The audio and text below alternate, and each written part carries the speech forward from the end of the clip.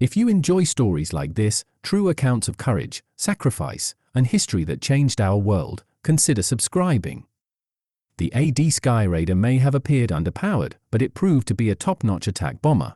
The first time I saw a Skyraider, I wasn't very impressed, said former U.S. Marine Corps Captain William C. Smith.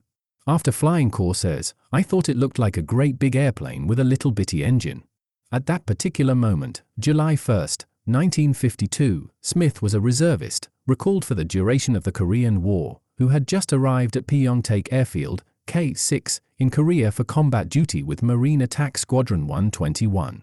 VMA-121 was equipped with Douglas A-1 and -3 Skyraiders, a type of aircraft the 29-year-old aviator until that day had never seen, let alone flown. But Smith's introduction to the A-1 was swift. According to his logbook, he received 4.3 hours checkout and familiarization time, after which he immediately began flying combat sorties in interdiction of enemy supply lines and close air support of UN troops. My original opinion of the plane did a complete 180, Smith recalled. When you fly combat, you need to have confidence in your airplane, and after that first week there was no question in my mind that our A-1s were the best planes in the world for the job expected of us, whether we were told to take out targets like rail yards or bridges or to provide close air support right down on the deck in front of the battle lines. Smith added, even after all these years of progress, I believe the A-1 is still the best airplane ever made for close-in attack option, better, in fact, than anything flying today. The origins of the legendary Douglas Skyraider can be traced to two closely related events. The first was an announced change of the U.S. Navy's air combat doctrine during World War II. The carrier battles of 1942 had taught naval strategists that a higher ratio of fighter aircraft was needed in its carrier air groups to protect the aircraft of the carrier's strike force and maintain air superiority around the carrier itself. As a consequence, a decision was reached in early 1943 to downsize the complement of strike aircraft, i.e., Douglas SBDs or SB-2CS and Grumman GM-TBFs TBMs, and replace them over time with one type of single-seat, multi-role airplane under the new designation Bomber Torpedo, BT. With extra fighter protection, strike aircraft would no longer need to carry gunners, and the weight normally associated with aircrew, guns, and ammunition could be exchanged for ordnance load and greater range. Equipped with the newest radial engines, the 2,500 horsepower Wright ARP-3350 or the 3,000 horsepower Pratt & Whitney ARP-4360, the new generation of BT types could be expected to lift twice the payload of existing SB-2CS and TBFs TBMs. To optimize mission flexibility, BU Air, the Naval Bureau of Aeronautics, specified that most or all of the aircraft's weapons load, bombs, torpedoes, rockets and/or mines, be carried underneath on external racks. The second event occurred in June 1944, during an all-night work session in a Washington, D.C., hotel room. Just a few hours before dawn, Edward Heinemann, chief engineer of Douglas Aircraft Company's El Segundo Division, and two members of his staff put the final touches on a set of aircraft drawings they intended to present to BU Air officials a few hours later.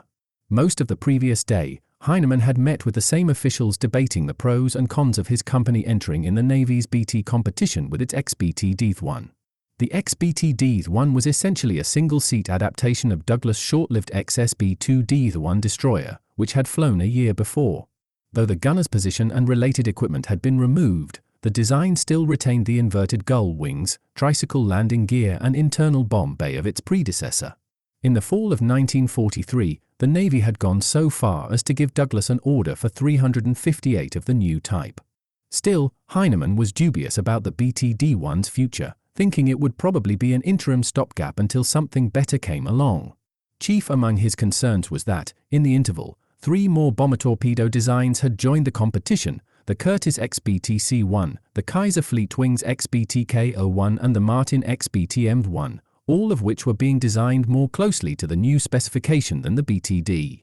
At the close of the previous day's meeting, Heinemann had surprised BU Air officials by proposing that the BTD project be cancelled altogether and the funds allocated instead to an entirely new BT design, the BT-2D, which he would present to them in 30 days' time. The Navy men liked everything about the idea except the extra 30 days. They informed Heinemann they wanted to see a presentation of his new design proposal at 9 the next morning. In truth, Heinemann wasn't wholly unprepared. He and his top staff members, Leo Devlin and Jean Root, had for several weeks been sketching out ideas for a totally new design. Their latest conception had virtually nothing in common with the earlier BTD. Though using the same Wright AV-3350 powerplant, it was a far simpler design, featuring a conventional tailwheel layout and straight-tapered, low-mounted wings beneath which all ordnance would be carried on external racks. For dive bombing, rather than the common split-flap arrangement, the design called for 3 board-type speed brakes, which extended from the fuselage sides and belly. Gun armament consisted of 2 wing-mounted 20mm cannons. After only a few hours' sleep, Heinemann, Devlin, and Root left the hotel early, giving themselves extra time to have blueprints made from the drawings. The presentation was over by late morning, and the 3 men were told to keep their seats and wait. By noon they got an answer. Douglas was authorized to cancel the BTD program and fund construction of 25 pre-production examples of the proposed model, the XBT-2D-1. BU Air gave them exactly 9 months to get the plane in the air. When Heinemann returned to the El Segundo plant, his instructions to his staff and employees were terse: nothing must interfere with the completion of this aircraft on schedule. Despite the successful conclusion of the BU Air meeting, Heinemann was conscious of the fact that he had committed his company to a risky game of catch-up. The Curtiss and Kaiser Fleetwings prototypes were falling behind schedule, but Martin, with BA-26 production winding down, was moving fast and, indeed, got its UP-4360s-powered XBTM-1 flying by late August 1944.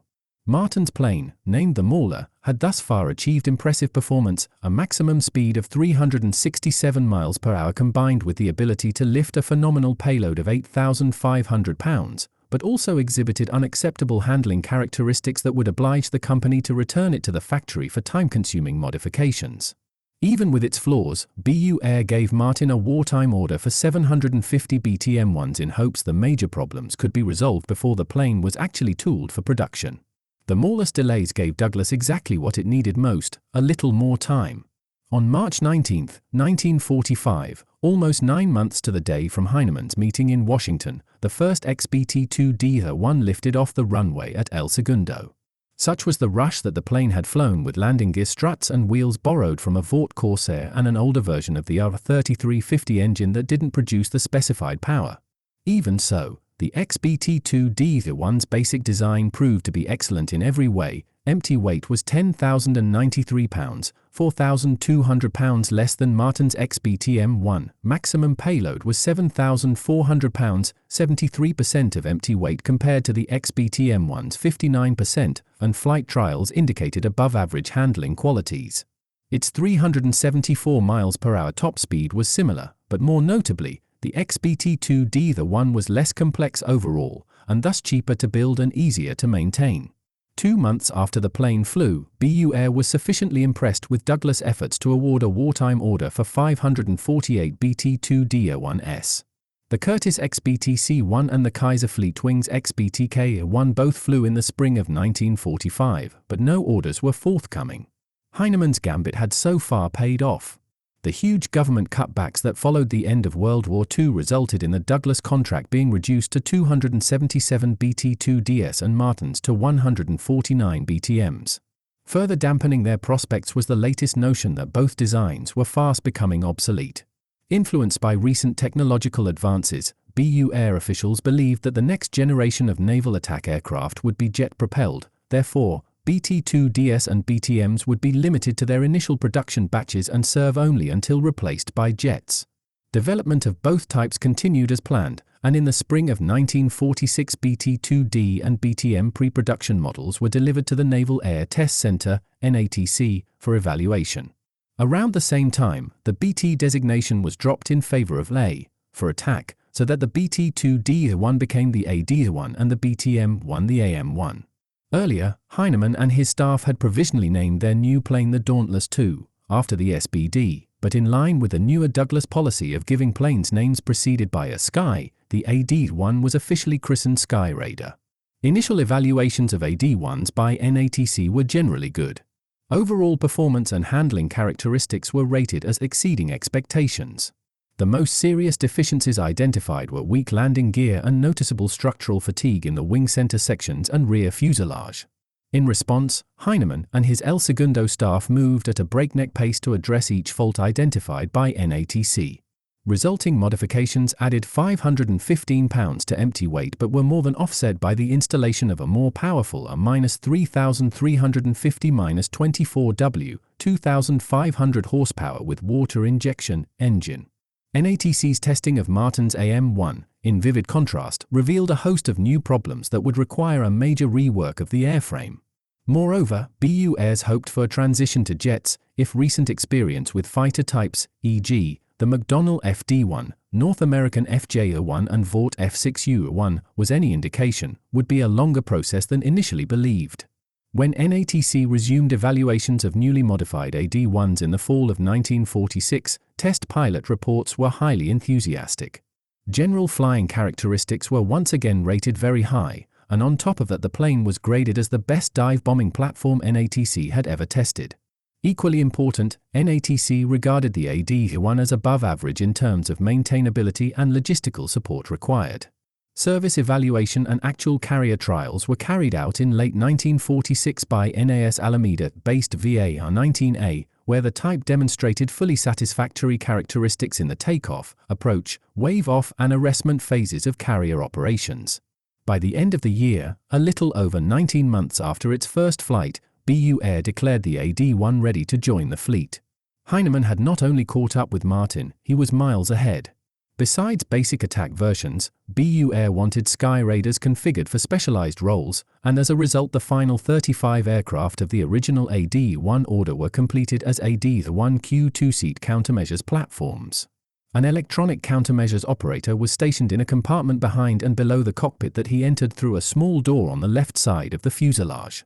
AD-1QS carried a radar pod beneath the right wing and a chaff dispenser beneath the left, and were also equipped with a radar search receiver and pulse analyzer. Their mission was to screen for the attacking force and jam signals emitted by enemy search and fire control radars. Production AD-1s began replacing ISB-2CS and TBMs in the fleet in April 1947, and by early 1948 had reached a strength of 6 squadrons. Within a similar timeframe, AD-1QS started joining fleet composite units.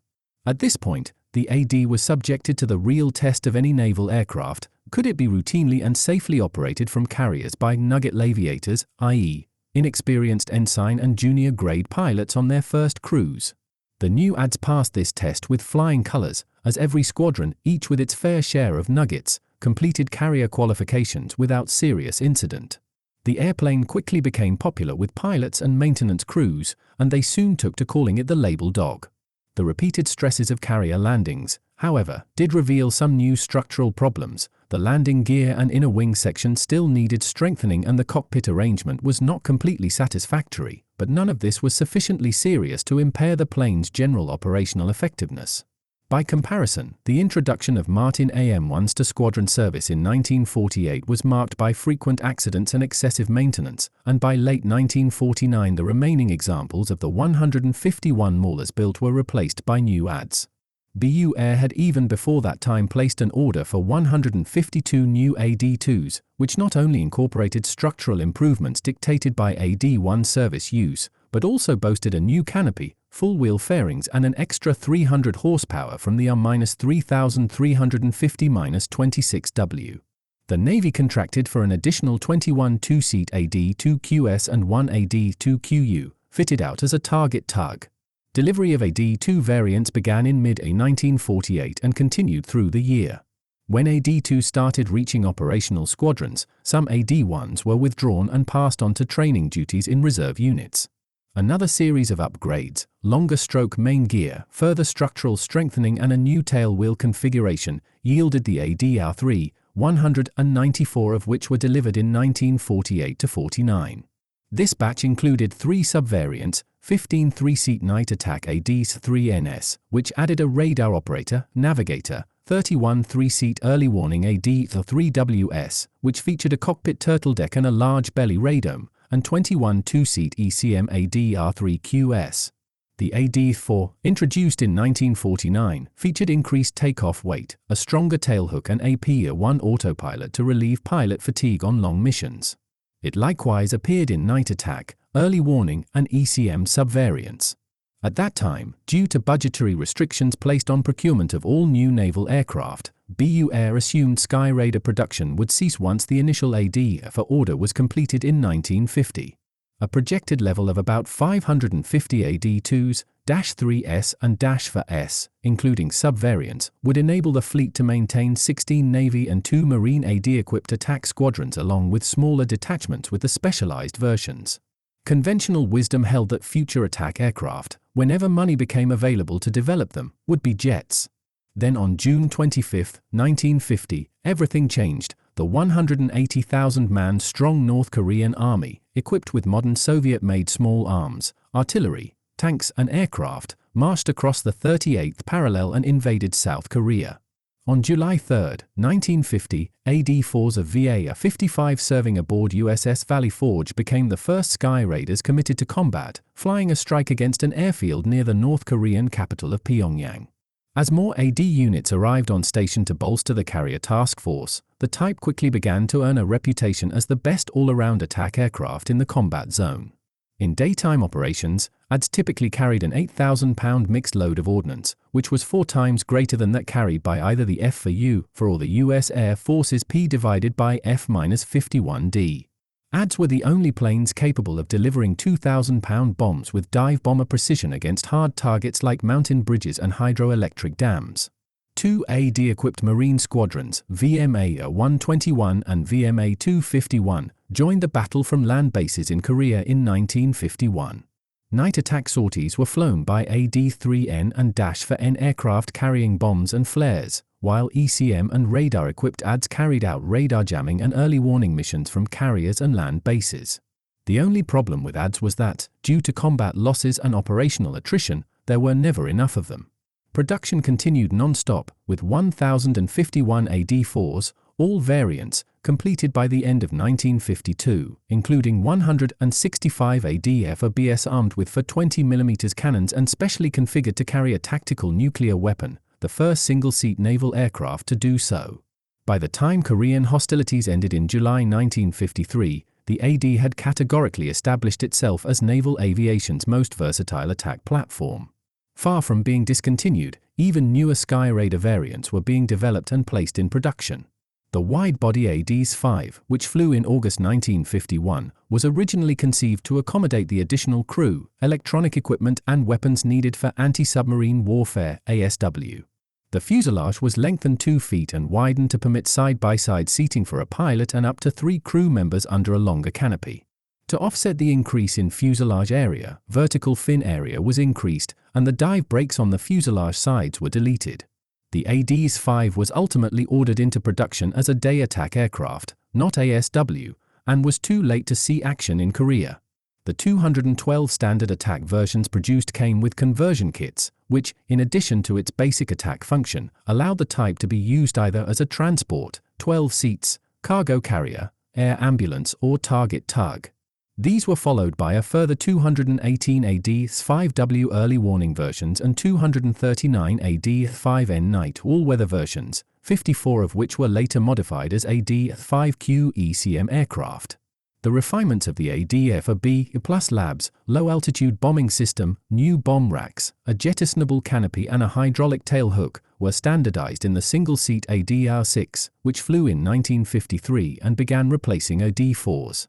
After delivery of 713 AD-6, the final Able Dog model was the single-seat AD-7, which had a more powerful RT-3350-26WB engine, stronger landing gear and stronger outer wing panels.